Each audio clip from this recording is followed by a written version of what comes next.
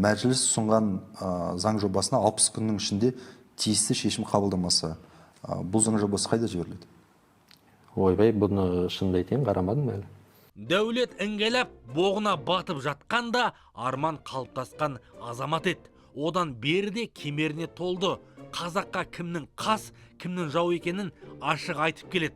Аламанға жарабақ тұрған нағыз бабындағы сәйгүліктің шабар сәтінде қайдағы бір қойға мінер жорғасымақтардың жолы болды. Жалпы намысыма келеді де, енді бәйгеге шықтым ғой. Бір жөнді, мықты, салмақты, бір мен де алатын ер шықса. Алло. Ертісбаевтай гандон жандардан именбей, ит терісін бетіне қаптайтын, айтқанынан қайтпайтын армандай азаматтар парламентке бармайынша халықтың үні билікке жетпейді. Есегі өзеннен өткенше